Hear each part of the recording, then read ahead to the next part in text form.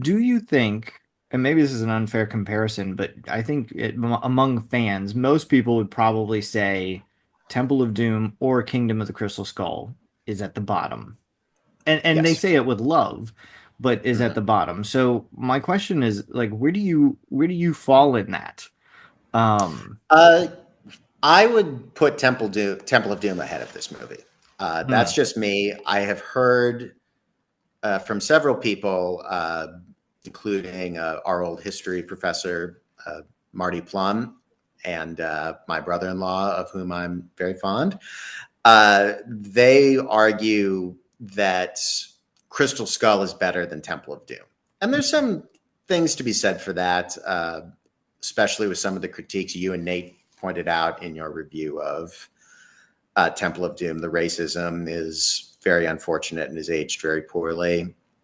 Um, there's also something to be said for a lot of Temple of Doom is clearly filmed on a set. mhm. It doesn't look real. It's all kind of inside, and you can tell that it's kind of made up.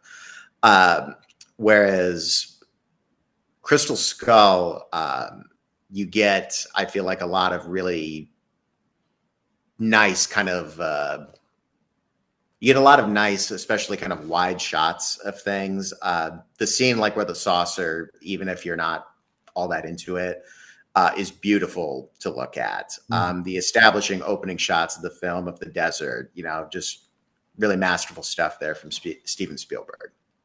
Um, but ultimately, I do put Temple of Doom ahead of this one. I think Temple of Doom is just more exciting. I think some of its humor lands a little bit better. It has that kind of rough and tumble, indie feel to me that I think is just a little bit ahead of puts it a little bit ahead of Crystal Skull. Another big reason for it to me is that the relationship between Indy and Short Round, I think, works better than the relationship between Indy and Mutt. Um, Yeah, I I'll grant I you that. Yeah. Yeah, I feel like I never really get the feeling from Crystal Skull that Indiana Jones actually likes Mutt all that much. Yeah. He seems to kind of grow on him. He seems to sort of tolerate him. But Indy has a very genuine fatherly love for Short Round in Temple of Doom. Yeah. And that gives the movie a lot of heart. When Indiana Jones in that movie is at the risk of turning evil and he hits Short Round, I Yeah. mean, you're right there as the audience with him. It's like, oh no, this should be a tragedy if Indy stays this way because he's going to lose that relationship with Short Round. It's like you never felt like in Crystal Skull that Indy is at risk of losing something special with Mutt. Yeah. So that's just me. I What do I you think? I think that I take the opposite effect on it, but I think that everything that you say makes sense. Like I'm not going to refute Mhm. any of those points. I think watching this movie so far removed from when it came out, I'm watching it with this kind of like post CGI revolution goggles where I'm just like, yeah, pretty much all CGI looks bad in the years after that it came out. And so if I watch it with that, I'm not as critical of it in the Kingdom of the Crystal Skull as I was when it first came out. I'm not like, oh, this is ridiculously bad. Like I'm looking at it and I'm like, Yeah.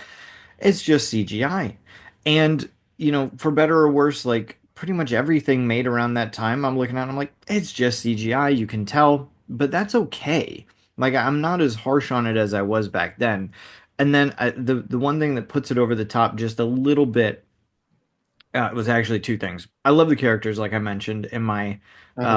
in my likes, and the other thing is, I think in Temple of Doom, even though it's supposed to be a prequel, it doesn't function like it. Like Indy Mhm. doesn't grow as a character or learn stuff about himself, and I also think he kind of knows too much. Where he's just like, oh yeah, this is that. It's like, how do you know that? And even in the Young Indiana Jones stuff, like I'm just like I get it. Like there, he's struggling, he's learning, he's trying, he's losing, he's probably the luckiest person in the world, but that's okay. And in Temple of Doom, I'm just like, oh, I'm missing that just a little bit. So I put Kingdom just a hair above it. I think that they're both really really good. Like not trying to Yeah, belittle I them. mean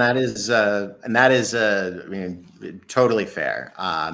In fact, a lot of people, when you point out that Temple of Doom is a prequel to Raiders of the Lost Ark, they have to stop and think, wait, is it? Yeah. Oh yeah, it is. Yeah, because Raiders of the Lost Ark takes place in 1936 and Temple of Doom is 1935. So